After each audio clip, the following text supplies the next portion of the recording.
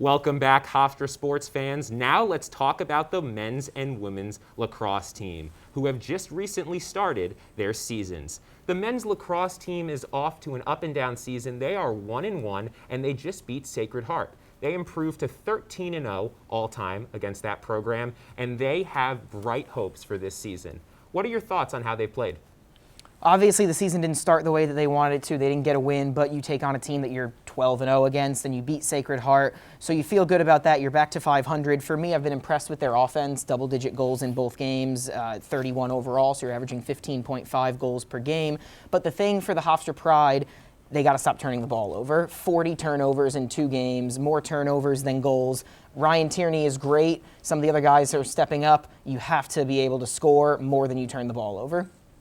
I think the Pride are really trying to build for the future this season, and that means not running the offense solely through Ryan Tierney, and that's what they've done in the first 2 games. You saw Alex Concannon in that second game against Sacred Heart put up 5 goals. Yes, Ryan Tierney's going to get his, and he's obviously the most talented player on that Hofstra squad, but I think as the Pride start to move the offense not solely through Tierney, I think there will be some growing pains there, but I think in the end it's going to pay off. And also, you have to remember that Bobby Casey is a little bit banged up right now. He hasn't been in the crease. It's been redshirt sophomore Matt Gates, and head coach Seth Tierney is going to see if that's the guy he wants moving forward.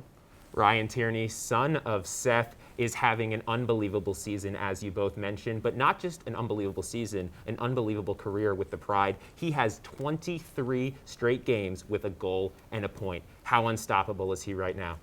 I mean, what more can you say about him? Obviously, the Tierney name is one of the biggest on Hofstra's campus, and Ryan is a big reason why. He has 13 points, 9 goals, and 4 assists in 2 games. He scored 8 goals in Hofstra's first game of the year, and really, they go as he goes. So he's been white hot. The team has been playing better of late. They ended up losing their first game of the year in overtime. He scores 8 goals, a 23rd straight game with at least 1 assist on top of a goal, and they end up beating Sacred Heart. Again, they go as he goes, so they're going to want to see more of this moving forward.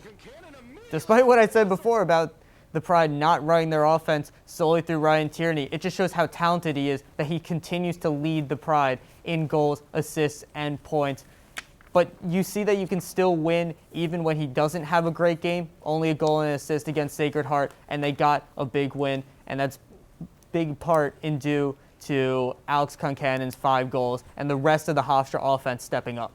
Transitioning to the women's lacrosse team, a very talented program. They are 2-0. That is their first 2-0 start since 2018. Let's pin these 2 programs against each other. Which one is better, the men or the women?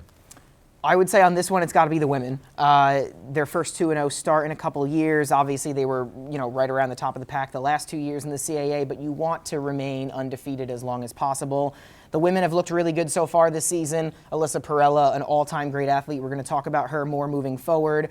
I've liked what I've seen from the men's team, but I've loved what I've seen from the women's team, and I think they're going to have a better campaign, and I think they're really, really hungry.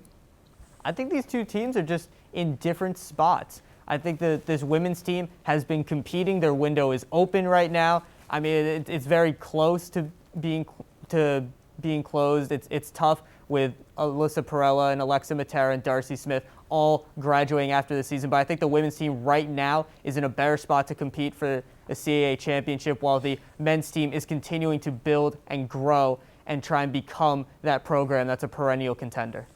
Let's continue the juxtaposition. You have Perella for the women's team, and you have Tierney for the men's team. I'm going to ask you a challenging question. Who is better?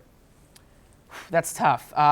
What if one of them could go against each other, and then we could see maybe. But no. As good as Ryan Tierney has been, I have to go with Alyssa Perella because, like I said, the Tierney name is one of the biggest on campus, and he's had a great career. But while he's one of the best players in Hofstra history, I think you look at Alyssa Perella as one of the best women's lacrosse players in CAA and maybe even D1 history. Look at these numbers. 61 career games for her, including this season, 226 goals, 305 points, absolutely outrageous numbers. I got to go with Alyssa Perella.